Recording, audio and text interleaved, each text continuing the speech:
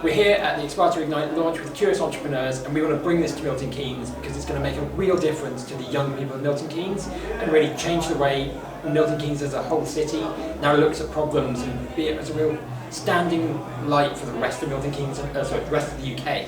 We're going to make this like the best city in the UK is now going to be Milton Keynes because we do amazing things for all our residents, including the young people, and give them the opportunities.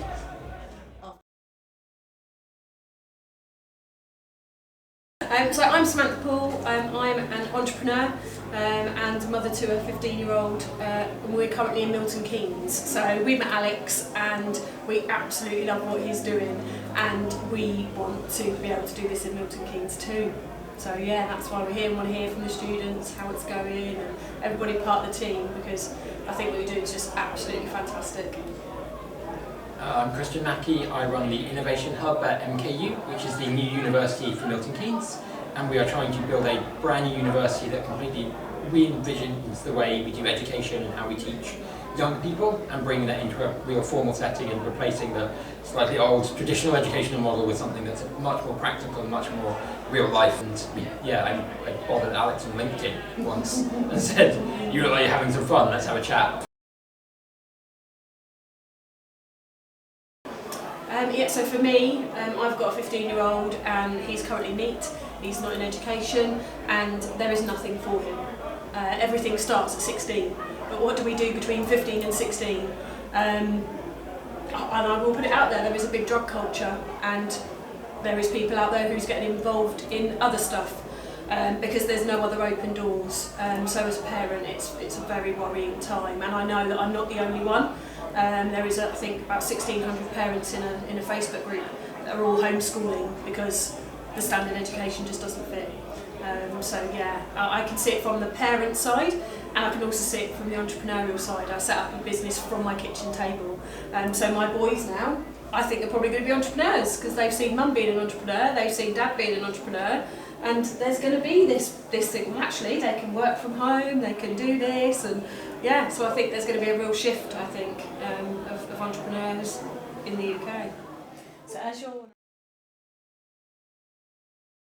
I love working with people when you have what I call it the light bulb moment and the confidence. That's why I do what I do. So it's very similar to Curious Entrepreneurs, but I'm actually doing it with women and mums at the moment. So when you see that spark of confidence, they learn something and then they put it into action and then have amazing results. That's for me, because you know, especially with school, you're constantly not good enough, not good enough, not good enough. That just impacts your mental health, and I think that is huge. And also as well, there's that barrier we've been saying a lot, 80% of businesses will fail within their first year.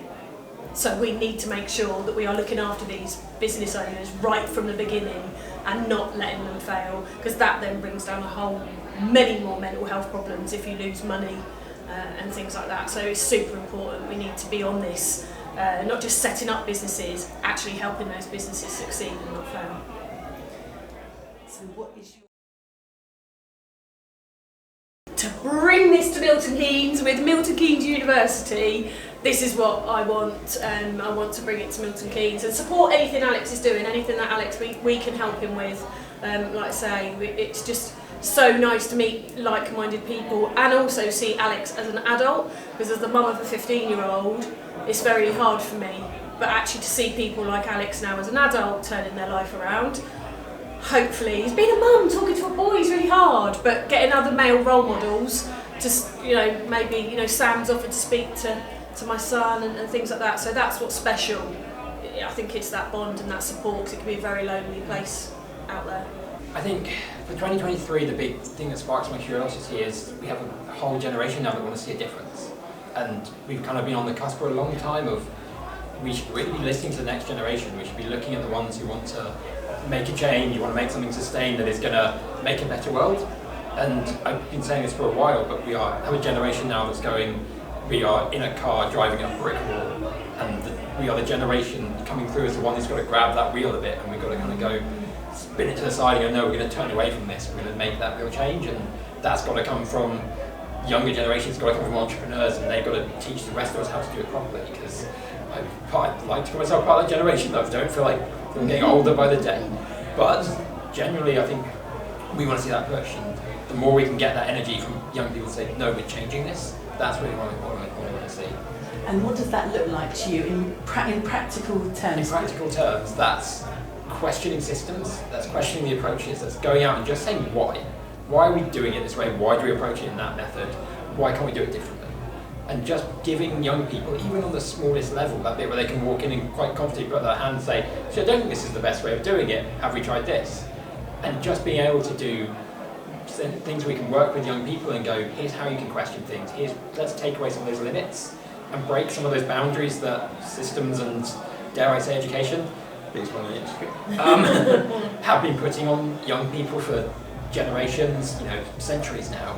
How do we break some of those traditions and go, let's get them thinking differently, let's get them looking at problems in a different way, and kind of working with young people to do that. Take people like Sam, who can help connect to people and go, let's bring them in, let's get them asking those questions and thinking differently. So I want to give 100 people, 100 young people a purpose this year. That's my aim for 2023, is take 100 young people and say, let's give them a purpose and direction. Let's take the ones who are looking at, not sure what they're going to do, not sure where they're going, and say, can we help them on that right track? It doesn't have to be something big, it doesn't have to be something grand, but go, do they know what they want to do and commit